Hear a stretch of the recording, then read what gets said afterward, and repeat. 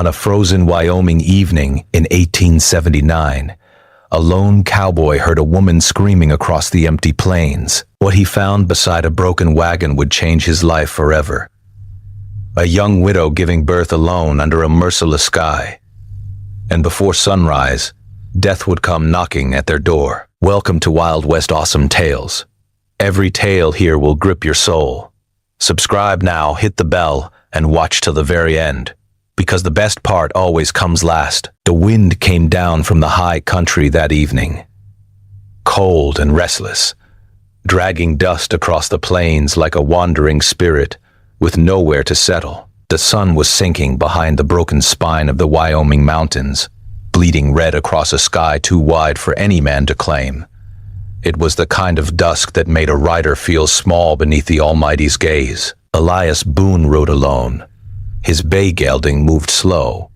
After a long stretch in the saddle, each hoofbeat steady and tired against the hardened earth. 3 weeks he had pushed cattle north through dust storms and sudden rain, through arguments with drovers and long silent nights beneath stars sharp as nails. The herd was handed off 2 towns back to a rail foreman, with tobacco-stained teeth, and since then Elias had been riding without aim. That was often the way of it. Work ended. Silence followed. He was not yet 40, though his face bore the carved lines of a man older. The war had taken his youth. The frontier had taken whatever remained. The wind shifted. He almost missed the sound at first. A thin cry carried between gusts, swallowed and returned. By the open land, he drew the reins. The horse stopped and lifted its head, ears flicking forward. Elias listened hard. There it was again. Not a coyote's call. Not a fox. Human.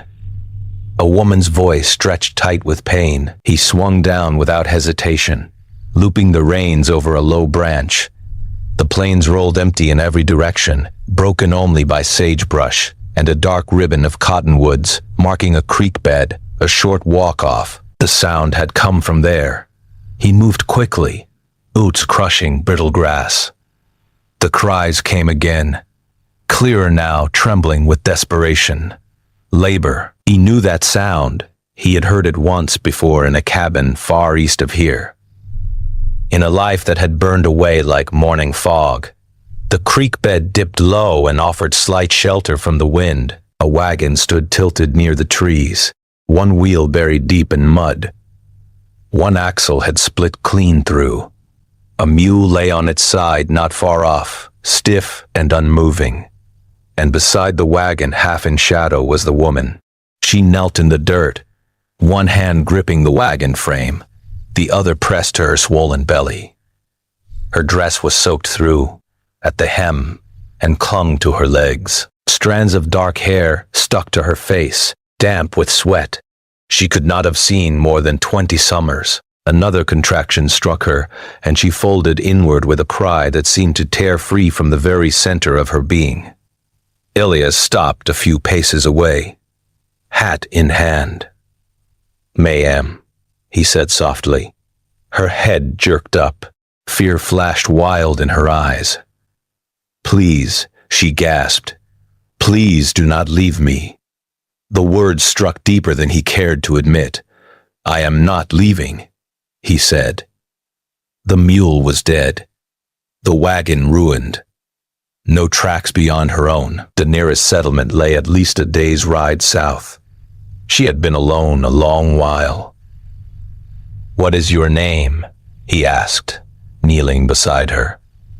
"Clara," she breathed. "I am Elias." Her fingers clutched his sleeve with surprising strength. "Do not let me die. You are not dying tonight, Clara," he prayed. He spoke truth. He helped her to the driest patch near the trees and spread his bedroll beneath her. He built a small fire shielded by stones and fetched water from the creek in his canteen. The sky darkened fast, red fading to deep violet. The first star appeared overhead. "How long have you been like this?" he asked. "Since morning. All day alone." The thought settled heavy in his chest. I was heading west, she whispered between breaths. My husband died of fever in Missouri. I thought I could make it to Oregon. Start over before the baby came. Another contraction seized her, stronger than the last. She cried out and dug her fingers into his arm. It is time, Elias said quietly. The wind pushed through the cottonwoods with a hollow sound. Coyotes called somewhere far off. He rolled his sleeves up and steadied his hands. He had delivered calves in blizzards, helped a mare through a hard birth once.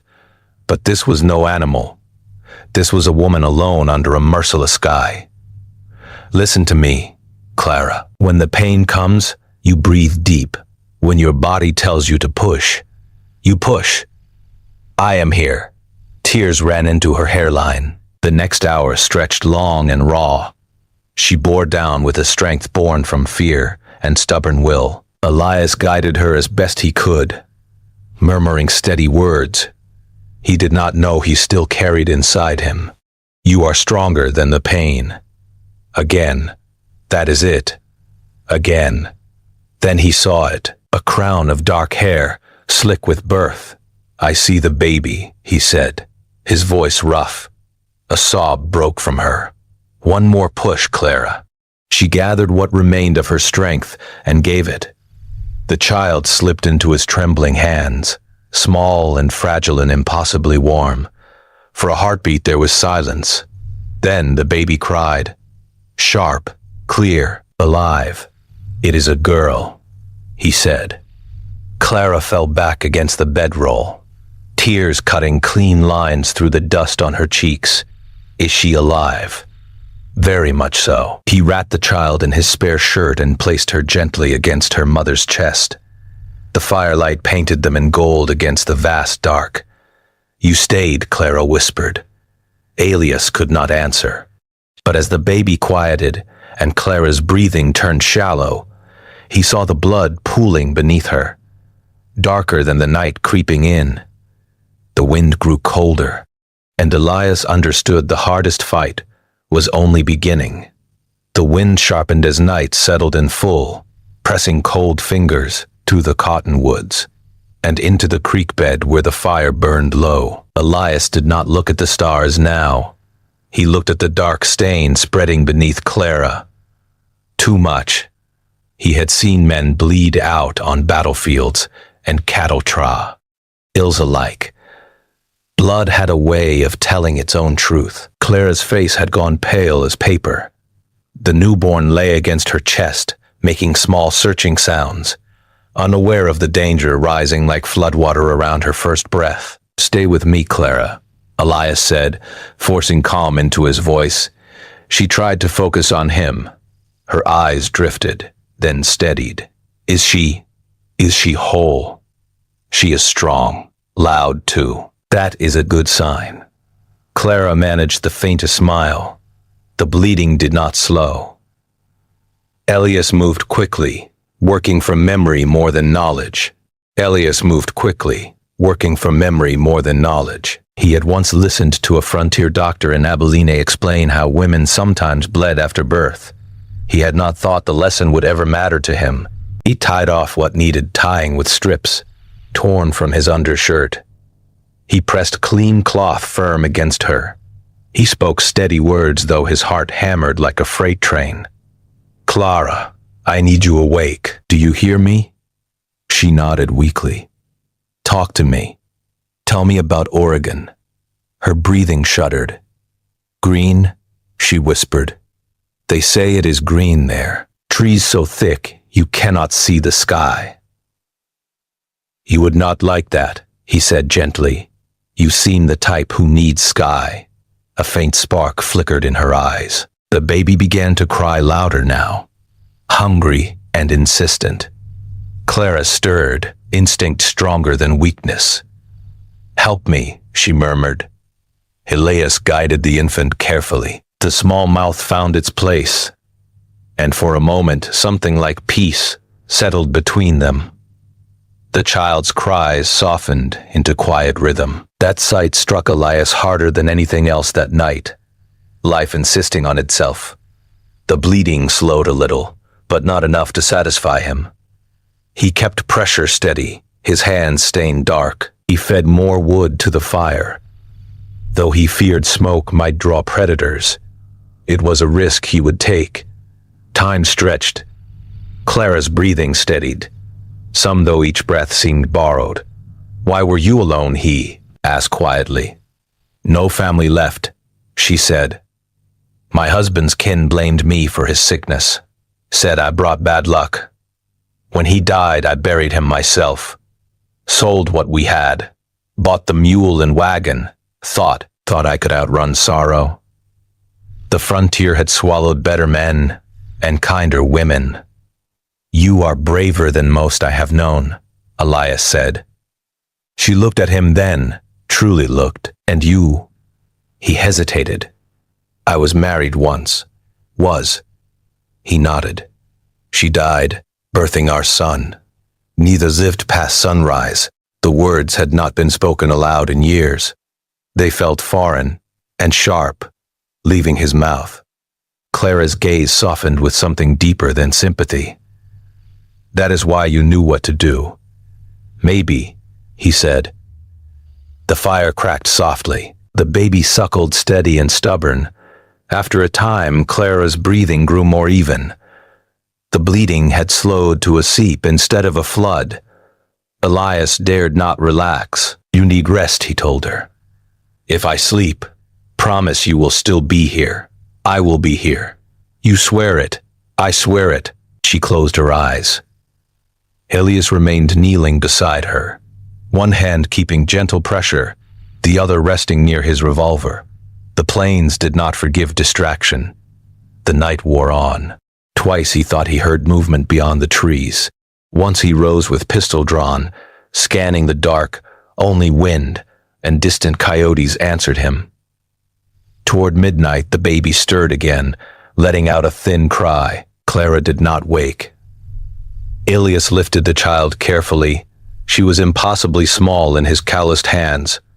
Her hair was dark like her mother's, her face wrinkled and red from the ordeal of arrival. "You came into a hard world, little one," he murmured. She quieted at the sound of his voice. He wrapped her tighter and held her near the fire for warmth. The temperature was dropping fast. Frost would come before dawn. He glanced at Clara. Her skin looked less ashen now. Her pulse, when he checked, beat faint, but sighs. "TD." Relief did not come. Not yet. Sometime near the darkest hour before dawn, Clara stirred. "Elias, I am here. Did I lose too much blood?" "You lost some, but you are still with us." She swallowed. "If I do not wake tomorrow, you take her west." He felt something tighten inside him. "You are waking tomorrow. Promise me anyway." He looked at the baby in his arms, then back to Clara. "I promise." She seemed to settle at that. The wind eased slightly as if even the plains held their breath. The fire burned low again. Elias fed it the last of the broken wagon slats he had pried free. Earlier, dawn crept slow and gray across the land. The sky softened from black to steel. Clara still breathed. When the first thin blade of sunlight cut over the horizon, it touched her face. Her eyelids fluttered. Elias leaned close. "Morning," he said quietly. Her eyes opened, unfocused at first, then clear. "I dreamed I was drowning," she whispered. "You are not drowning." The baby stirred between them and let out a small, protesting sound. Clara managed a weak laugh. "She has her father's stubborn lungs. You named her yet?" "Not yet." She looked at Elias. "What is your wife's name?" He had not spoken it in years. "Anna." Clara nodded faintly. "Then this child will carry it. Anna Grace." The name settled in the cold morning air like a vow. Elias swallowed. "You honor," he said softly. "No," Clara replied. "She honored you." Silence stretched between them, filled not with emptiness but with something new and fragile. But the morning light revealed more than hope.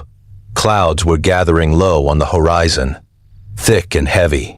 A storm building fast, and the broken wagon would not carry them anywhere. Elias rose slowly, scanning the land. They would not survive another night here if weather turned. He looked down at Clara and the child. It was time to make a choice he had not expected to face again. The clouds rolled, high and heavy from the north, thick as gun smoke after a cavalry charge.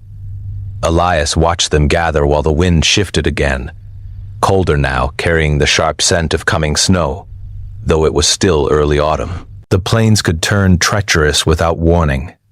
A storm out here did not merely inconvenience a traveler, it buried him. He knelt beside Clara. "We cannot stay," he said quietly. She tried to push herself upright, but her strength faltered. He caught her before she fell.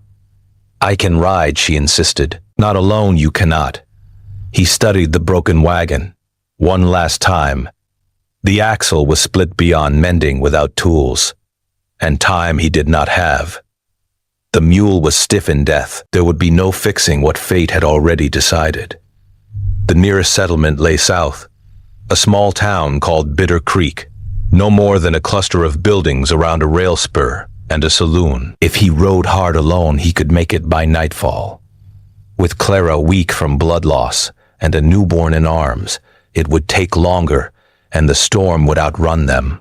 Elias moved without wasting another breath. He packed what little food he had left into his saddlebag. He filled both canteens from the creek. He wrapped Clara in his spare blanket and secured the baby close against her chest with strips of cloth torn from the wagon lining. When he lifted Clara, she winced, but did not cry out. "I am sorry," she murmured. "For what?" "For being trouble." He looked at her with something near disbelief. "You brought life into this world alone. That is not trouble." He set her gently in the saddle before him, one arm around her waist to steady her. The baby was nestled between them. Small and warm, the first low rumble of thunder rolled across the plains. "Hold tight," he said. The horse moved into a careful trot. The wind picked up quickly, tearing at his hat and tugging at Clara's hair. The sky darkened as if dusk had returned too soon. Elias urged the gelding faster, though he felt the animal's fatigue.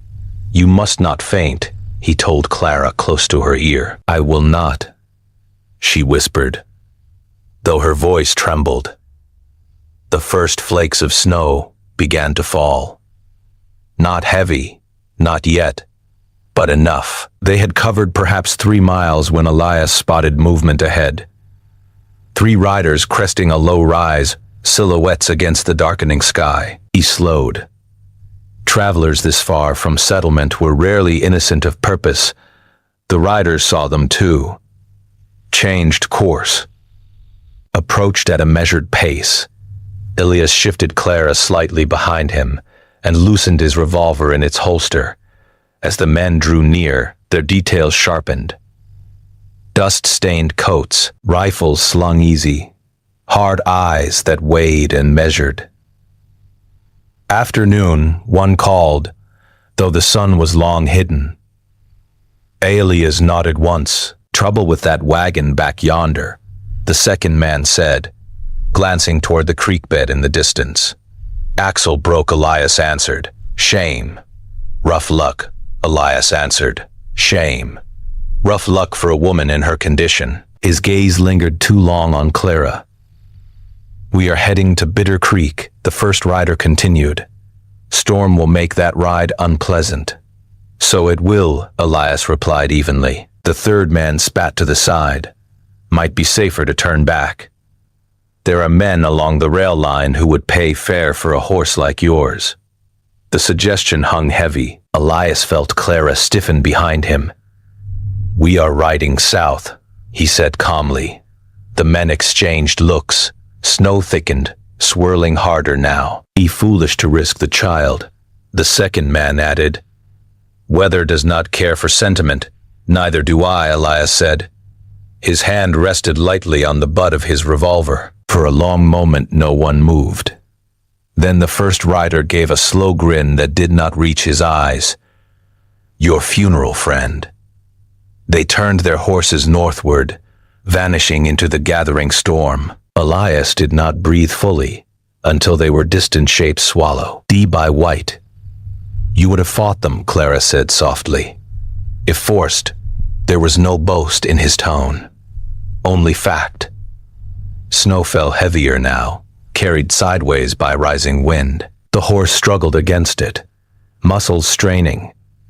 Clara sagged once, and Elias tightened his hold. "Stay with me. I am here." The baby began to cry, thin and piercing against the howl of wind. The land blurred, horizon vanished. For a terrifying stretch of minutes, there was no direction but instinct. Then, faint through the storm, Elias saw it. A line of telegraph poles cutting across the plains like a path drawn by man's stubborn will. Railroad meant shelter. He angled toward them, urging the horse with what strength remained. The gelding stumbled once in drifted snow but righted itself. Half a mile farther, a shape emerged through white, a small structure of rough timber, barely more than a shack. A signal station abandoned for winter. It would do. Elias dismounted with stiff legs and lifted Clara down. His arms ached, but he did not show it. He kicked the door open. The interior was empty, save for a broken chair and a rusted stove. Out of the wind, at least, he settled Clara against the far wall and quickly scavenged splintered boards for kindling. His fingers were numb as he coaxed flame from flint and steel. Smoke filled the small space before drawing up through the crooked stovepipe. Warmth came slow but certain. Clara's lips had turned pale blue. Elias knelt before her. "You are losing too much heat." "I am not dying in a shack," she said faintly. "You are not dying in a shack," she said faintly. "You are not dying anywhere." He wrapped his coat around her shoulders and held the baby close to the rising warmth. Hours passed in that cramped space, while the storm raged outside like a living beast clawing at the walls. At last, Clara slept, not from weakness this time, but true exhaustion. Not from weakness this time, but true exhaustion. Elias remained awake. Near midnight, the door rattled hard on its high G. He froze. Another strike, louder, not wind. A fist, then a voice. "Open up. We know you are in there." The riders had found them. Elias rose slowly, revolver drawn. Clara stirred weakly. "Elias." "Hush." The door shuddered again, under impact. Snow blew in through the cracks. "Open, or we burn you out." Elias positioned himself between the door and Clara. The storm howled, and the men outside prepared to force their way in. The door shook again, under the force of a boot. Snow drove through the cracks, hissing against the stove's weak flame. Snow drove through the cracks, hissing against the stove's weak flame. The baby stirred in Clara's arms but did not yet cry. Elias stood planted between the door and the two lives behind him. Revolver steady in his hand. "Open up," the voice called again. Last warning. Elias did not raise his voice. "There are women and a newborn in here. Ride on." A low laugh answered him. "We know exactly what is in there." The handle jerked violently. Elias stepped to the side of the doorway, flattening himself against the wall. If they rushed straight in, they would not see him until it was too late. The first plank splintered under a rifle butt. Clara's breathing grew fast behind him. "Do not let them take her," she whispered. "They will not," he said. The door burst inward in a spray of wood and snow. The first man lunged through, rifle raised. He never saw Elias. The revolver fired once inside the tight space, the sound deafening. The man dropped before his boots cleared the threshold. The second man cursed and stumbled back into the storm. Gunfire erupted from outside, bullets punching through thin timber, the shack filled with smoke and the bitter scent of powder. Elias fired again toward the doorway. Forcing them back, he moved quickly, dragging the fallen man's body partly into the opening for cover. Snow piled around the corpse in drifting waves. "You cannot hold that shack," one of the men shouted from outside. "We will. Wait you out. Maybe you will freeze first," Elias called back. A shot cracked past the doorway and splintered the wall near Clara's head. Elias felt fury rise cold and sharp inside him. He crouched low and fired toward the muzzle flash he had seen in the white blur. A cry answered him. The storm intensified, wind screaming across the plains like a living thing. Minutes dragged like hours. Then, through the howl, he heard hooves. Not two more. A new voice cut through the chaos. "Drop your weapons. Not two more." A new voice cut through the chaos. "Drop your weapons." Gunshots answered, but from a different direction now. The riders who had come for them were caught in open ground, silhouettes in a blinding storm. Elias risked a glance through the shattered doorway. Lantern light flickered through snow. Three mounted figures through snow. Three mounted figures in heavy coats, bearing tin stars pinned crooked to their chests. Rail deputies from Bitter Creek. The outlaws tried to flee, but the storm and darkness betrayed them. One horse went down in the drift. Another rider fired blindly and was answered by two precise shots that ended his resistance. Within minutes, silence returned but for the wind. A deputy approached the shack cautiously. "You alive in there?" Elias stepped into view, revolver lowered, but not holstered. "We are alive."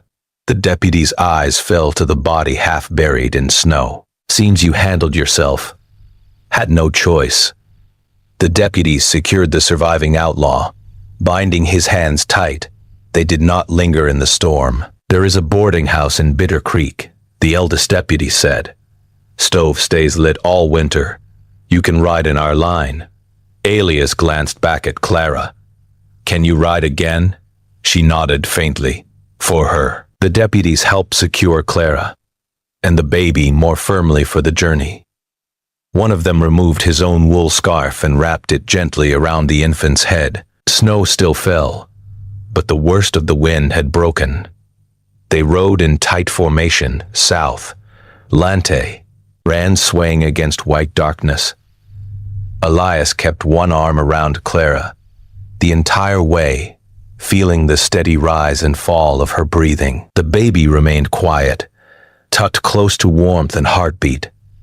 By the time Bitter Creek's lights flickered through the storm, dawn was beginning to push faint silver across the horizon. The boarding house keeper, a broad woman with iron-gray hair, opened her door without question at the sight of deputies in bloodied coats.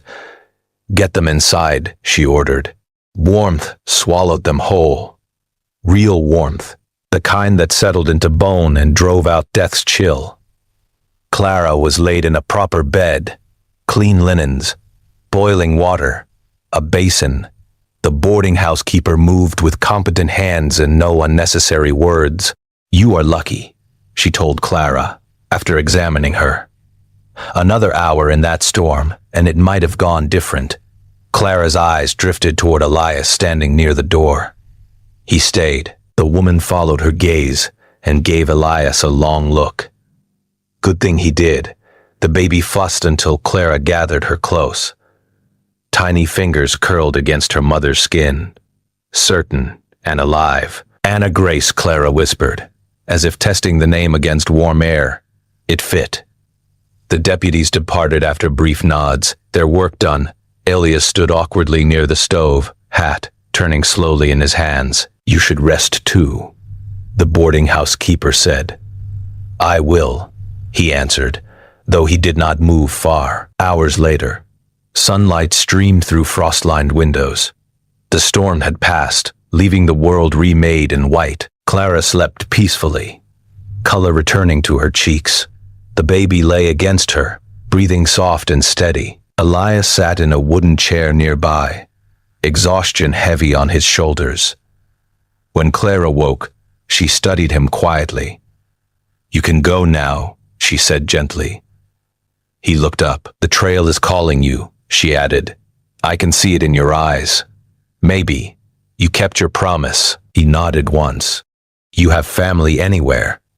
"No." "Then perhaps the trail can wait a little longer." He hesitated. "Bitter Creek needs a steady hand," she continued. "The boarding house keeper told me. The livery burned last spring. They need someone who knows horses. Winter work, at least." He stared at the floorboards for a long moment. The frontier had taken much from him. Wife, child. Years he could not reclaim. Now, against all reason, it had placed something back in his path. Anna Grace stirred and let out a small cry. Elias rose and stepped closer. Clara carefully placed the child into his arms. He held her, as he had the night before, but now in warmth instead of storm. The baby opened her eyes briefly, dark and unfocused, and gripped one of his rough fingers with surprising strength. Clara watched him. "You stayed when you did not have to," she said. "That means something." He looked from the child to the woman who had faced death alone and fought her way back. Outside, the snow glistened under clean morning light. The plain stretched endless still, but less empty than before. Elias Boone had ridden most of his life without destination. For the first time in years, he did not feel the urge to mount his horse and disappear. Winter would come hard to Wyoming in 1879, but inside that small boarding house room, with a mother breathing steady and a child named Anna Grace, alive against all odds, something warmer than fire took root, and Elias chose to stay.